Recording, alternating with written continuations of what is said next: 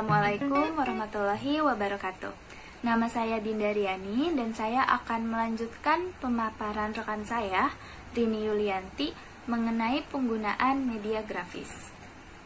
Seperti yang telah dipaparkan oleh rekan saya sebelumnya, media grafis adalah media visual yang menyajikan fakta, ide, atau gagasan melalui penyajian kata-kata, kalimat, dan angka-angka, serta simbol atau gambar.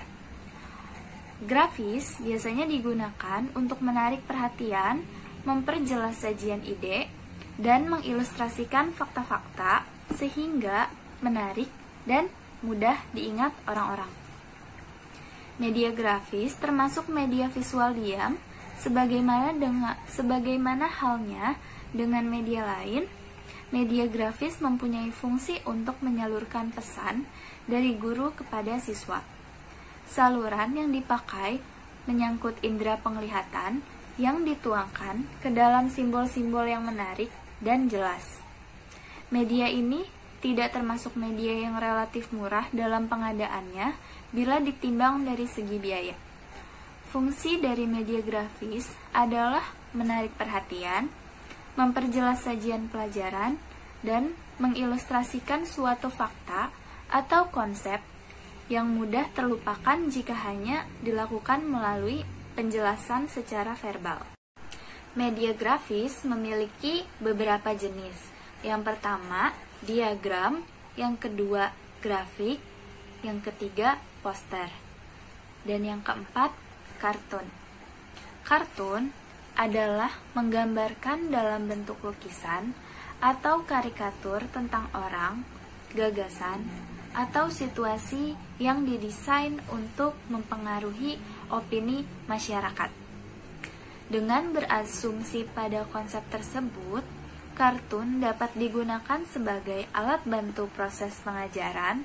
Walaupun banyak kartun yang membuat orang-orang tersenyum, tetapi pada dasarnya kartun mempunyai manfaat dalam proses belajar mengajar, terutama dalam penjelasan rangkaian bahan satu urutan logis atau mendukung makna. Yang kelima adalah komik.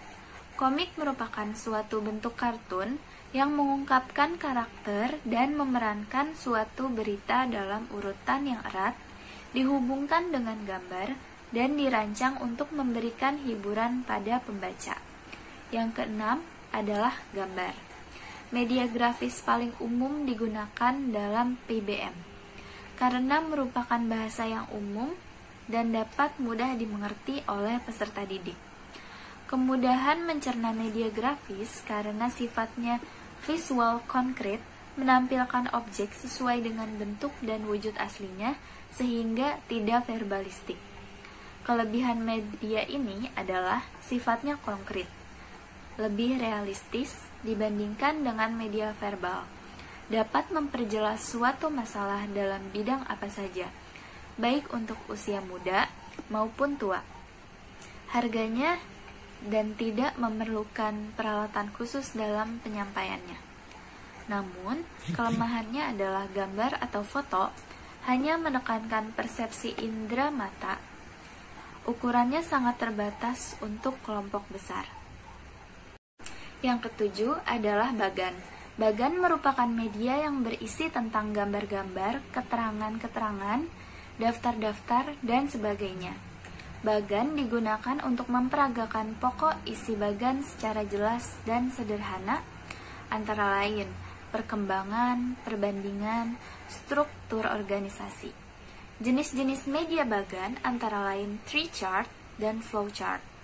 Istilah bagan meliputi berbagai jenis presentasi grafis seperti peta, grafis, lukisan, diagram, poster, dan bahkan kartun. Bagan didefinisikan sebagai kombinasi antara media grafis dan media foto yang dirancang untuk memvisualisasikan secara logis dan teratur mengenai makna atau pokok gagasan.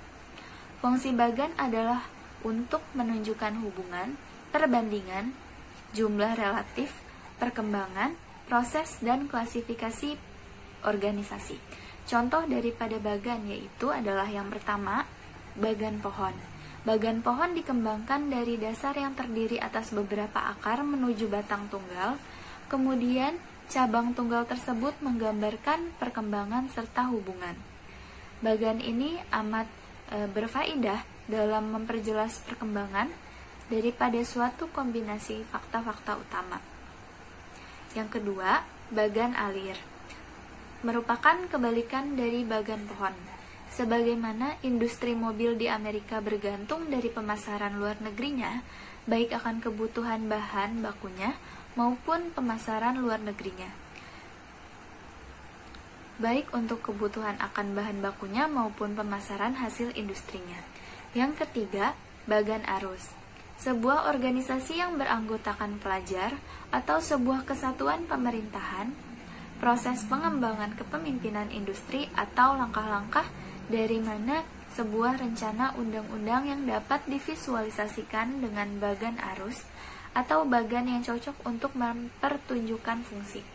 Bagan ini merupakan bagan arus yang memperlihatkan bagaimana suatu produksi itu berlangsung. Yang keempat adalah bagan tabel. Suatu nilai yang unik dari bagan tabel adalah kemampuannya dalam mempertunjukkan hubungan. Variasi dari bagan ini termasuk tabel informasi semacam argumentasi dan sanggahan atas perjanjian yang berlaku. Dalam penggunaannya, media grafis tidak hanya memiliki kelebihan, tetapi juga memiliki kekurangan. Yang pertama, membutuhkan keterampilan khusus dalam pembuatannya, terutama untuk grafik yang lebih kompleks. Yang kedua, penyajian pesan hanya berupa unsur visual. Sekian materi tentang penggunaan media grafis yang dapat saya paparkan. Kurang lebihnya saya mohon maaf. Wassalamualaikum warahmatullahi wabarakatuh.